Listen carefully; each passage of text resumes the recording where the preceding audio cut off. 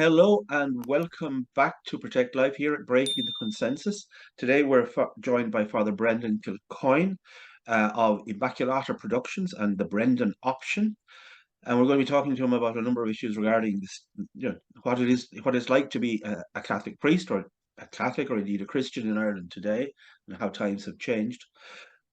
Before that, I'd like to invite you to look at the subscribe button there. If you click on the subscribe button, any new material that we produce will be brought to your attention, and the donate button is there. Anything that you can give at all will be a great help indeed. So, Father Brendan, how are you? Very well, Michael. Good to see you. Thank you very much for joining us. So, with a number of things we're going to just touch on today in our chat, but there's been a certain amount of talk about a piece of legislation which was introduced in the language of the legislation to stop people hoarding land. Yeah. Now, leaving aside my own skepticism about what the precise nature of hoarding is, Yeah. the idea was that because there are large lumps of land scattered around the country, but particularly in urban areas that are not developed, they haven't been built on, that these are being held by developers and who want to hold them, so perhaps the price increases, the value increases, or something. But this has had what appears to be, anyway, an unintended consequence. Mm-hmm. And that is on groups like the group that has become particularly has first into the fireline are the poor Clares. So Yeah. could you just give the people just a sense of what's going on here? Well, basically, I suppose it's certainly not legislation that's in any way aimed at, in Tudor style, at enclosed convents or the like. It's not a dissolution of the monasteries.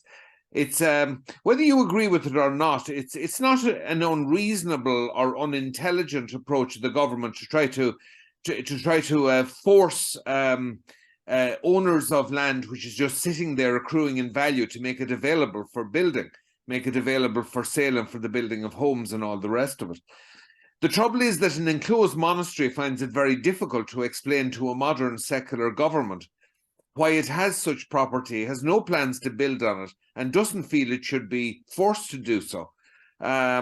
Because, of course, that property is it's all of the world that the members of that house ever see, really, outside of extreme illness. They don't go out at all.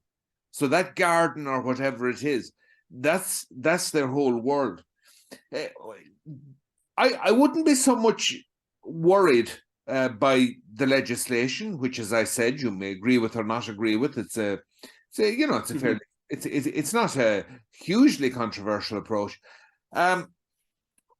What's interesting is the kind of lack of interest, the complete lack of interest in the legitimate exceptions, as I would see it, posed by religious property. There is no rush to defend it.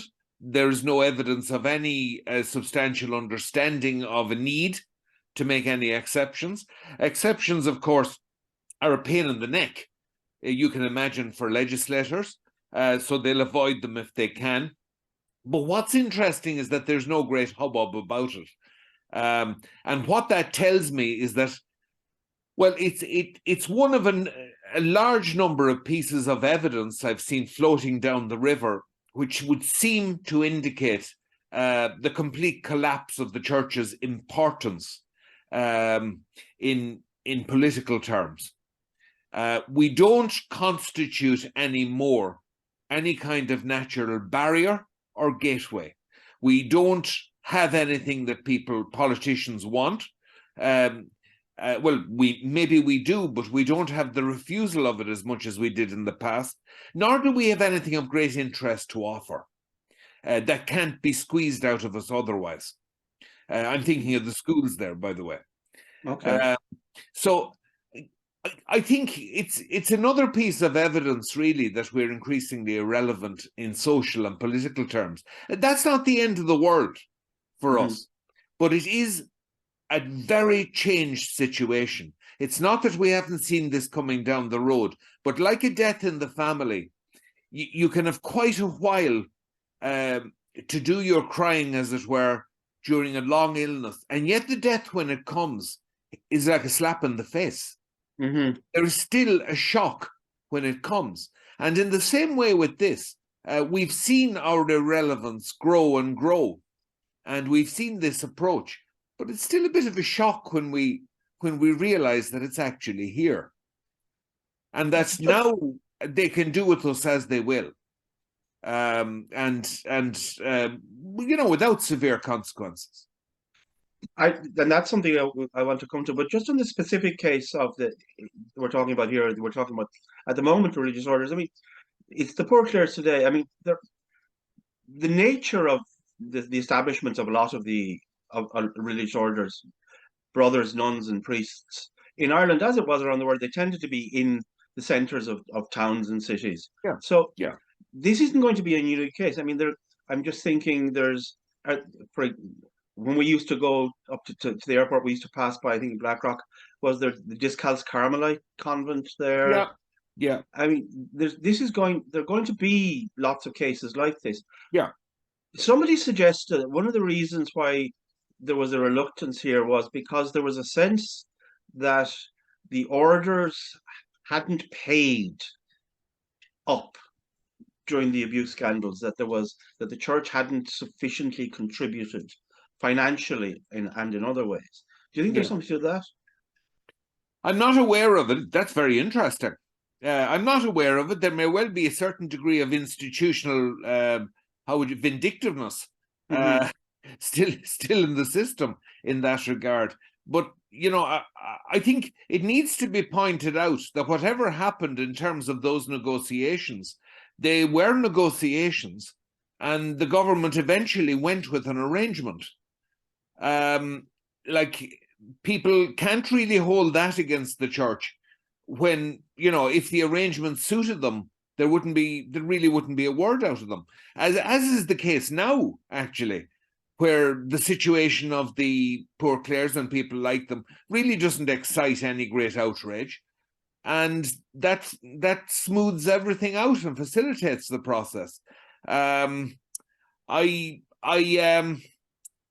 don't think that I think that would be an extremely dangerous way of going about resolving any unfinished business around that. It's not the way to do it, because you're doing something, as you know, in law. The problem with law is that there are there are comparisons, analogies. There are all sorts of means of extending it to interpretation in other situations. You really can't be sure what you're doing when you start refusing to admit pre-existing, shall we say, peculiarities, oddities that may command rights in society, and you insist on a one-size-fits-all. So I really think it would be very unwise of the government to settle outstanding grievances in a way like that. Also, I mean, in fairness, the contemplative or the enclosed orders wouldn't have been involved in any of those scandals anyway, would they? Because it No, wasn't no. part of their By and character. large, no. Most of them don't run schools. A few of them may have in the past. Mellery had a very respected boarding school way back in the day. It's been closed for, I would say at least half a century. Glenstall Abbey, of course, still has a highly respected school, very successful school. But in general, no, the enclosed orders don't, and the Poor Clares certainly don't. The Discalced Carmelites don't. Yeah. Would it be overly cynical to wonder that if they do start going on this line, that one of the problems they will have politically is that while it's maybe perceived to be politically okay to take a dig at the Catholics, that inevitably it won't be just Catholic institutions that will be affected by this. Not There at will be all. other religious institutions, other charitable institutions that will have large properties in these urban Exactly. areas, and that may be trickier. But then Yeah. you'll be really caught out in an obvious Yeah. distinction. Absolutely, because you need to point out, let's say, well, this may well suit some people, but again, it'd be extremely problematic legally.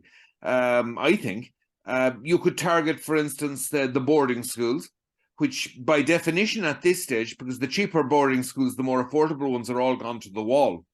So the boarding schools that are left are quite expensive to go. You could say, well, schools would be exempted. I'm not clear that that would apply to, let's say, playing fields and extensive grounds around a school. So, I mean, goodness knows where that would end if you started, you know? Now, you talk about irrelevance. Yeah. And the political relevance of Catholics as a group increasingly. Now, one area which is still an area of, shall we say, of discussion, debate, and relevance is the the Catholic presence within the educational system. Yeah.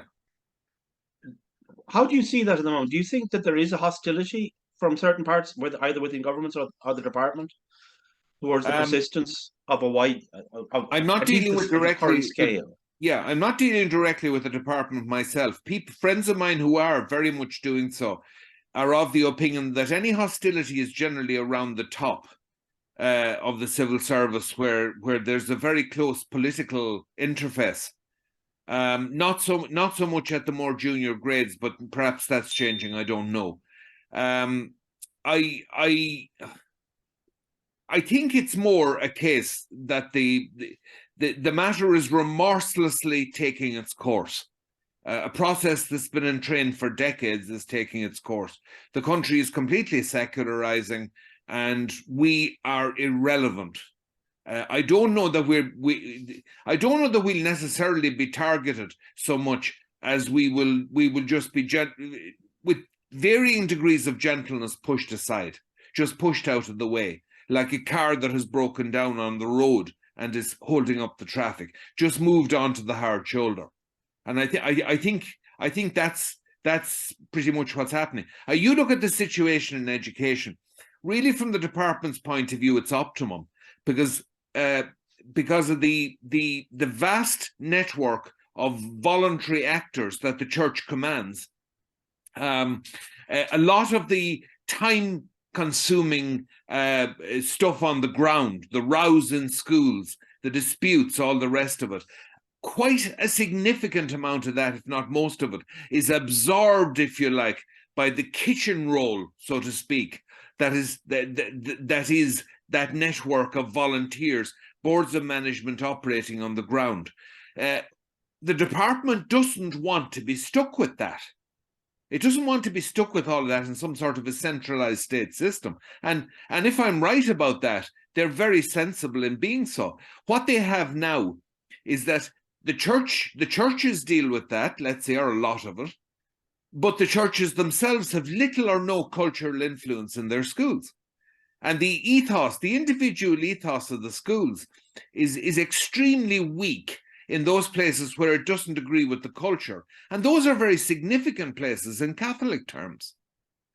So, I mean, they have us. We're being kept, it's a kind of palliative care situation. We're being kept alive. We're being kept comfortable for it suits society.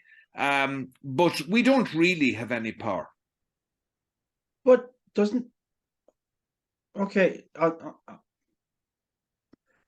you're saying to suggesting that there is a sense that they may see there's a practical usefulness to keeping churches or parishes involved in the schools to deal with low levels of I'm not problem. aware of any significant opinion among intelligent and competent public servants and politicians that the church should be abolished, except in the case of ideologues, except in the case of people who have an ideological bent in that direction, which I think would probably be a minority. Would be the further left. Most of them, they want the church there. They have, at the very least, a vague, educated sense that the churches are of some use. They would vary in that, but they do not want the church powerful enough to become a political player. So, ethos. Now, you're saying that the Catholicity or the Catholic ethos in these schools is so diluted as to be negligible. But the act, shall we say, the administrative function of the church is a useful thing for them. And as long as the culture is so diluted that it's not really dangerous, it doesn't matter. Now, there's been a lot of talk about divestment, and there's talk on, shall we say, on two sides. One, shall we say, an anti-clerical, anti-church side saying, get the church out, just get them out. We need a complete state system. On the other side, there are those who are more friendly to the church, saying the church needs to divest, Yeah, and but only on the basis that what the schools they keep, they assert yeah, a strong individual identifiable yeah, Catholic ethos, so that parents who want their children to go to that kind of school still have a choice. And that would have to be the negotiation. The negotiation, they say, okay, we will get out of most schools, we will leave, but we will be left with these schools that we will be allowed to have that ease. First of all, do you think that's a good idea? And secondly, do you think that they would be able to do that kind of deal if they wanted to? I do think it's a good idea. It'd be a complicated thing for the government to arrange, because it would involve the unions, who are mostly quite anti-Catholic, in my view, in my understanding. It would involve the unions. It would involve quite complicated negotiations, because, of course, it would affect teachers. So what you might end up with, and they wouldn't want that, I'd say, but what you might end up with would be a kind of Pakistan arrangement, where and I don't use that term, the comparison, lightly. I don't mean to be facetious, but where large groups of people actually have to move in order to arrive at the new arrangement. In other words, people have to leave the Catholic schools because they're not willing to teach in them under the full-on strict application of the ethos, and people will want to come into them from the state system because they don't want to operate the system there, and they're devout Catholics. Then the Catholic schools would have to contend with, well, are some of the people they're losing, who are not people of faith, are they good teachers? Are some of the people wanting to come in good teachers? Or bad teachers? So it really it would be quite complicated for the government and for the people on the ground to operate. I think it might be the best. I think it might be the best outcome. Personally, I felt for a long time that the train had left the station, and that we hadn't cut a deal with the state when we were still a credible, a politically credible force, as we might have still done in the time of Bertie Ahern, when we had a reasonably friendly government to whom we were of some use, and could therefore come to the table as an interesting negotiator. We didn't do that. The churches, in fact, administratively and it's also in terms of strategy, the church will be quite divided on that anyway. And if anything, I believe that's a huge source of frustration to the department, is actually finding themselves in situations in which they can deal with plenipotentiaries who can speak on behalf of the whole church.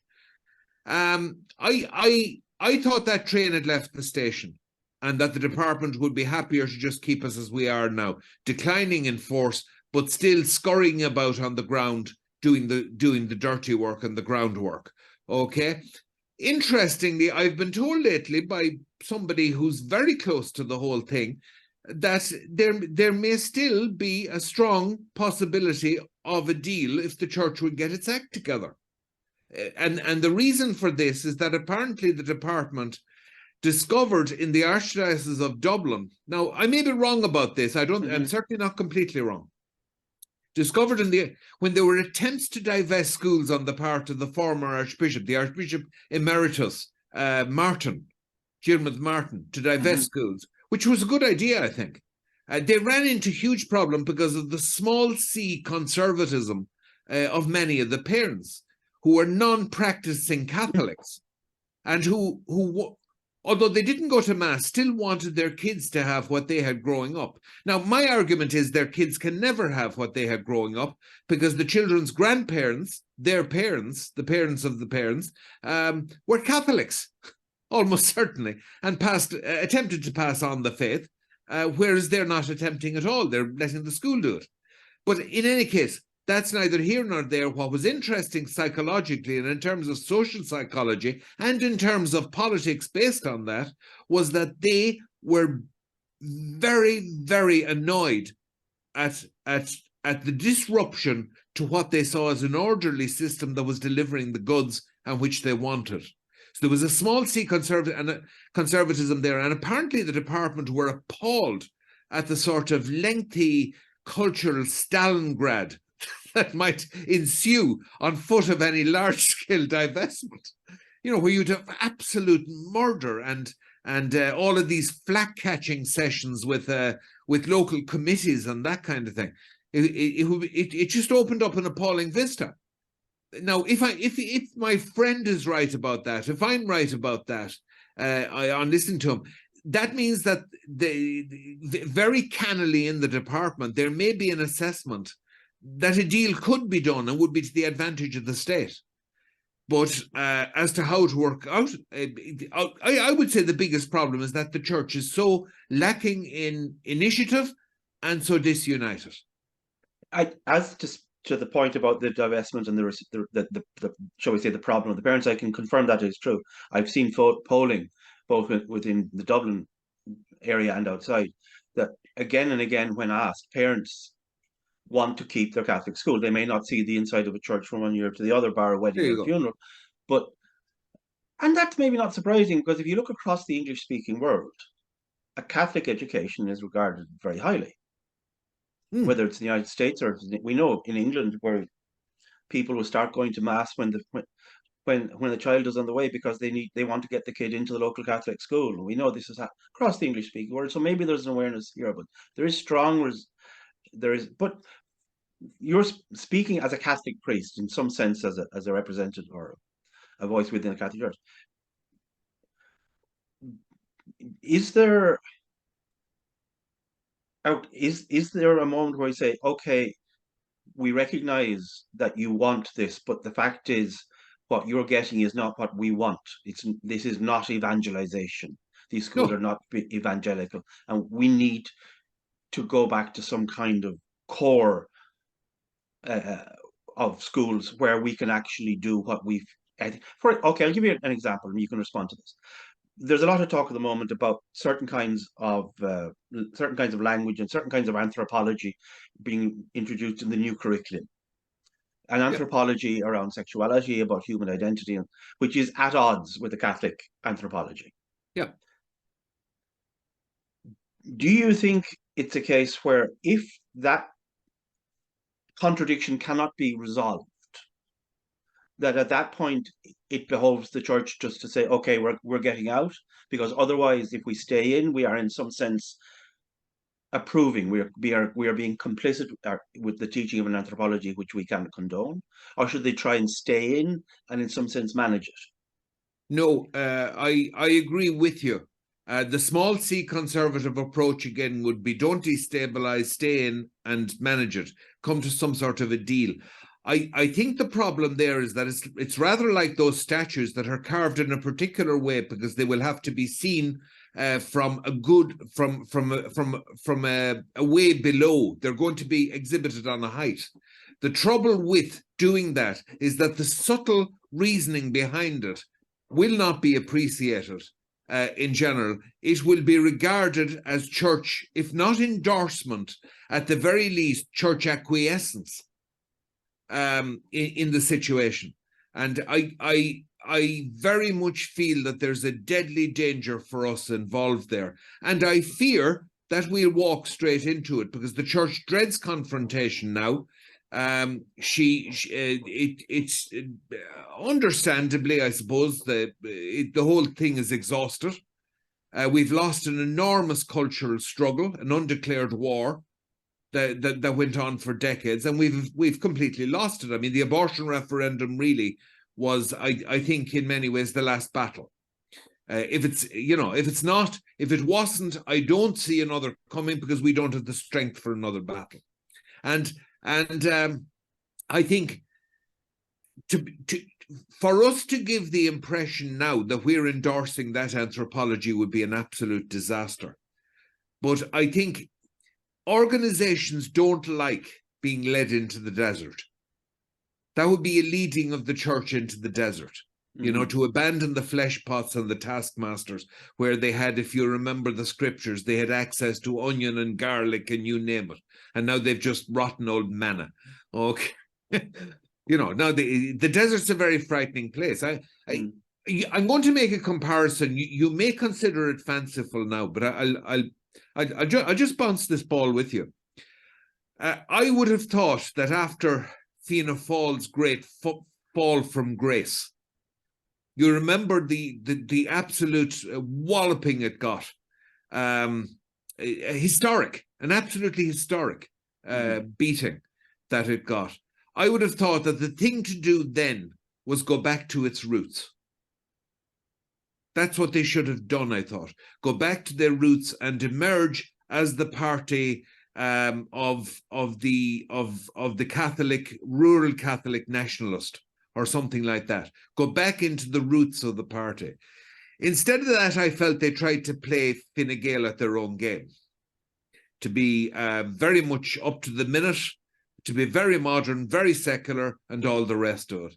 And I don't think they've ended up really with any clear, distinctive message at all that makes them different. Yeah? Now, I'm not saying that to pick out a party and get at it or anything else.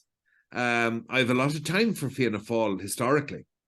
I'm just saying it because I would think of it as a secular instance of the same thing. There's a huge temptation, instead of going out into the desert or the bog, okay, there's a huge temptation to try to somehow hold on to your previous position, to somehow come to a negotiated arrangement so you can hold on. I personally doubt deeply as to whether the church can achieve anything in that way now. I fear that a more drastic set of decisions may await, and I hope we have the courage and integrity to make them. I think we may have to walk away from the schools completely. So, is this some kind? Is this a Benedict option? Is this a retreat? Yeah. What is it? What does this look like? What does this church look like? I've often argued about this with friends. The image I would always have used was winter quarters. You know, the war is going very badly. Is that we withdraw to defendable points and we stay there until the weather improves. You know, try to get our strength back. Try to go back into the well springs of our spirituality. Try to go back into developing our life of prayer. Go back into doing something to deal with the liturgy, which I would see as a huge problem at the center of our situation. I don't think we're strong enough. Michael, this is a crisis of faith. Now, some people go mad if you say that because they say you're dismissing the scandals. I'm not dismissing them at all. The scandals were bloody shocking. They have completely dominated my priesthood. That's not a complaint. I'm just making a point. I can't remember a time when there weren't scandals. You know, as a priest, I was ordained in 92. Remind me, because I'm getting old. Wasn't that the year Casey went? Was that the year Bishop Casey went? Yeah, I think so. Yeah, it was 92. So even as I was ordained, there were tremors. Okay, very definitely. You were getting comments made to you in public and that kind of thing. But nothing like 2 years later after the Brendan Smith case had come out, you know, and everything. And the scandals really massively speeded up something that was happening already, which was that we were secularizing. It had been going on quietly for quite some time. I don't know, Michael. I think that the Benedict option, it's not as crazy as some people think. I don't think he's entirely right, but I think it's very stimulating, very thought-provoking, very interesting way of putting a frame on the discussion. So if I'm saying to you, a lot of people are looking around, they look around Ireland today, and I talk to my friends who are Catholic. As I've said to you before, I'm, shall we say, I'm not so much a member as a fan, if you like. But I'm looking out and talking to my friends who are deep in the church and deep in commission, and they're saying to me that they feel that they're living in an atmosphere which is hostile. That in a sense, anti-Catholicism in I think in the title of this, and it's talked about. Uh, I remember a Time magazine many years ago in the United States ran an article, a front page thing, was anti-Catholicism is the last acceptable prejudice. And I talked to the friends, and they go to dinner parties in Dublin of a certain kind, and they say that the only kind of unthinking, irrational kind of prejudice you can display, you can say anything about the Catholic Church, and it's okay. Yeah, I As think it that's turns out, true. I think actually anti-Semitism turns out wasn't actually gone away at all. Oh We've no. discovered Yeah. that's still there and alive. But you can almost say anything about the church. So I suppose the question I'm asking you, in the context of what you're saying what we're actually seeing is just the flowering of a process which has been going on of deep secularization rather than a process. How, if you're a Catholic in the context of this, is it in fact hostility, or is it worse in a sense? Is it indifference? It's indifference, but it curdles into a hostility very quickly if in any way we prove to be a problem, and it's very easy to be a problem, particularly with the woke thing now. Yeah, it will become hostility. I think there's a certain amount, to be honest with you, more contempt than hostility. To be honest, there's still a fair bit of warmth towards us, which sometimes surprises me, because one gets used to the contempt or the hostility, but I think what's gradually coming is indifference. Indifference is coming. It's still, the situation is still quite raw, but indifferent. You can see the indifference establishing itself very, very markedly and noticeably. Yeah. Okay. Maybe this is a point which about a world which is already gone, and therefore it's too late anyway. But I'll say it to you anyway. I went to a retro school, a Christian Brothers school, and then another Christian Brothers school. Like most people, I'd say, of my generation, my age, I had a Catholic education all the way up. The sense that I had that I was participating in tradition which had incredibly deep cultural, artistic, and intellectual resources Yeah. was almost nil. Yeah. And to the extent that the wider population is aware that, that there is such a thing as Catholic art, Catholic novels, Catholic music, of anything deep, anything which can speak to those deep needs of human beings, has we've been fed, I think, a very thin gruel. Yeah. Is there any point in lamenting that, or indeed looking for the possibility that we might look to give people something more substantial, to say actually there is something else here, something more something more important, something more interesting? There Yeah. is something which can speak to these deep anxieties, these basic human needs. Yeah. I don't, or am I being unfair? Maybe that was just my No, I experience, don't or it think you're wasn't. being unfair. I think it was John Waters, for instance, talks about this quite a bit. It was an anti-intellectual Catholicism. And they were right to be aware of the dangers in intellectualism, but they were wrong to make it such a controlledly lowbrow affair. And I think there was even in many of our buildings a lack of beauty, which I think is not beauty is not a luxury. Beauty is a necessity. And then I mean, in even the drabbest little churches prior to the council had one beautiful area.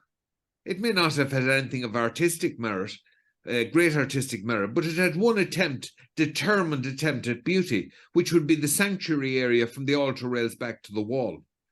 You had the high altar, which might have been a grand term for what was there, and then you had some attempt at a reredos. Now, some of them were actually quite impressive, and many of those were chiseled out. And what we ended up with were it was a kind of a cut price Presbyterianism, in architecture. It lacked the severe gracefulness, the chilly perfection of the Congregationalist architecture in Massachusetts, the Puritan architecture, and of some of those churches. But it had certainly been very successfully made to look like kind of a community dance hall, a community center with a religious twist. You know, and we didn't seem to think that would bear fruit, that would have consequences or bear fruit that wasn't acceptable. In point of fact, it had devastating consequences. I look back, for instance, if you ever watch Pasolini's, and I'm not doing that to drop a name, by the way, because I'm no means highly educated in film, but I like good films, and I have watched this one and really enjoyed it. Pasolini's The Gospel According to St. Matthew, The Gospel According to Matthew, yes, which was made in the early 60s. At the very beginning, when the credits are the initial stuff is rolling, one of the first things it tells you is that this film won a gold medal from the Pope for cinema. I mean, it's backward we're going. We were giving gold medals for cinema. And Pasolini, get this, and this is a slightly simplistic summary. Pasolini was a gay, atheistic Catholic communist. Yeah, exactly, he was. Yes, precisely so. And yet the church was cosmopolitan enough, confident enough to award a medal to his film, even though some of the singing in it was apparently, I think it's Soviet army choirs. I'm just saying, I think it's backward we're going. We're not engaging with the culture. We're not doing it confidently. Sorry, so that's where we were.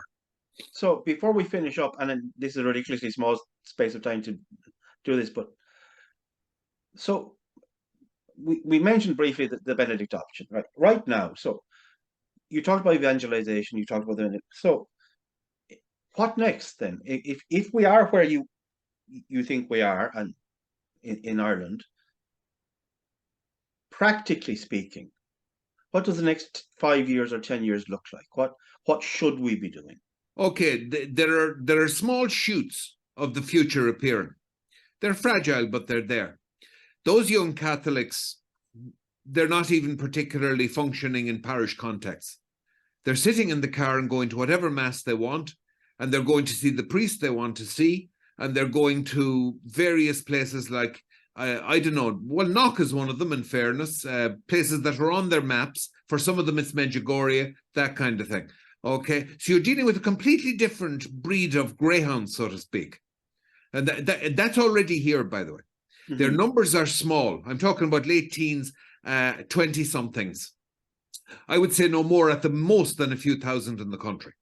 Okay, their numbers are small, but they're very there. They're quite influenced by America, which is understandable, by the American Catholic resurgence, but they are equally aware of the need for an Irish homegrown, an indigenous answer to our own problem. No matter how much inspiration we take from outside. I would say the future there is the continued quiet growth of those small communities. And if we're smart, we will be trying to keep those young people in the country. Okay, that will be crucial, because we have no guarantee that the Catholic Church will continue in Ireland. The Church is indefectible, we believe, but not in any one culture or geographical area. Look at North Africa, was once Catholic. Hasn't been Catholic in 1,000 years, at least. So I would say that's the way it's looking. In terms of the institution, I think it's going to go on like a zombie the way it's going. Lurching around the place and walking into doors. I think it's going to keep at that. It's going to keep trying, haunting the places where it had its glory.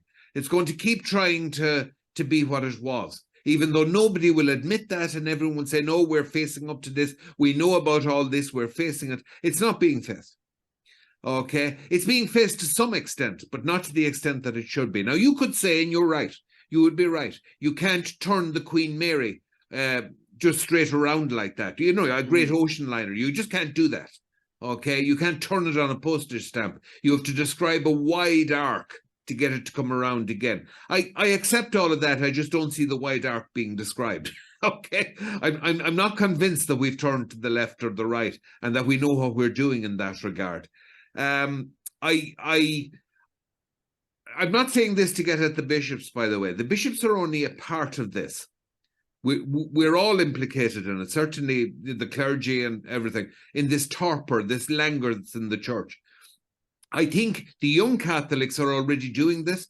They're going to have to substantially ignore the more official aspect of the church, the main part of the church, and just concentrate on getting to know each other, knowing where they are, where the others are, and trying to work out ways to stay in touch and to meet regularly. Because among other things, some of them are talking about this, they have to find husbands and wives, you know? And it's no joke if you're a believer and if you marry a non-believer, it happens, not the end of the world, could still be a great marriage, but it's tough.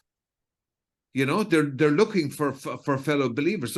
So you have the emergence there of a subculture, and I would encourage you to be self-consciously emerging and organizing as a subculture, and not trying anything too grand, but to focus on getting the ghetto in order.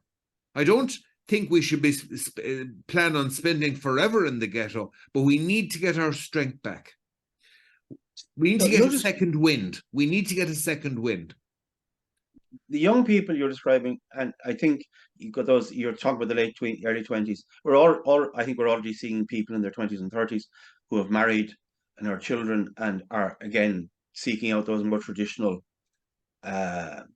parishes, who are maybe going to masses in the old form, etc., and tend to be more conservative, shall we say?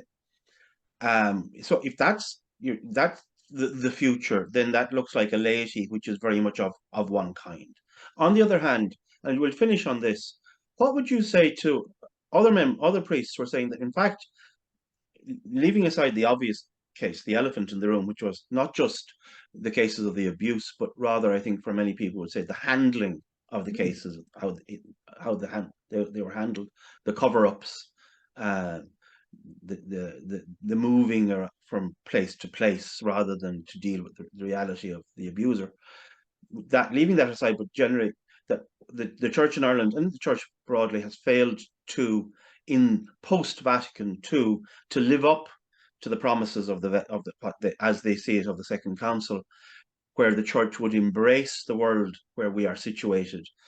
And they see the future as being where the church finally gives in and says, we see a non-celibate clergy, where we see the role of the priesthood of the laity, where we see the ordination of women, where we see, say, blessing of same-sex unions. In fact, shall we say, a church which is very different to the church which would be of interest to the people you're describing. And that is, in fact, the future of the Catholic Church. And that is, and the failure to become that kind of church is why so many people have just drifted away and have become disengaged. Yeah, I don't see a trace of that, to be honest. To be honest with you, now the young people we have seem to be far more interested in integrity in the matter of doctrine, in authenticity, in reliability, orthodoxy, and in good liturgy and beautiful church surroundings. Their concerns are that. But what about the wider community beyond those who are still inside, the people who have left or never joined? Do you think they would be more interested in this church, more likely to be engaged? A few. I don't think it would be significant, because the church will be a minority, a very small one in this culture. Why should we be different from any of the other Western European countries? We're going in the same direction. I think we torture ourselves to death wanting to be what we were.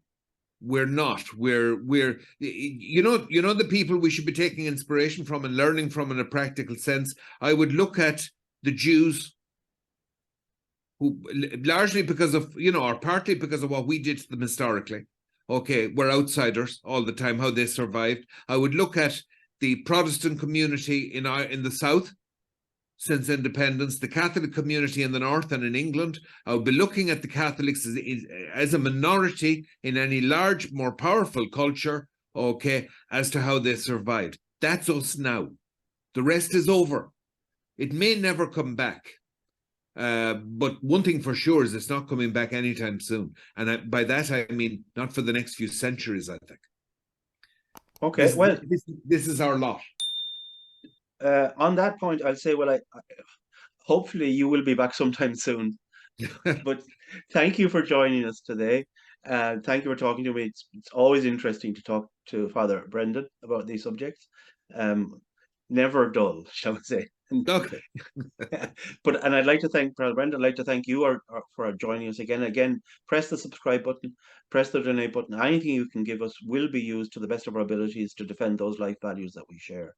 But until the next time, thank you very much and goodbye.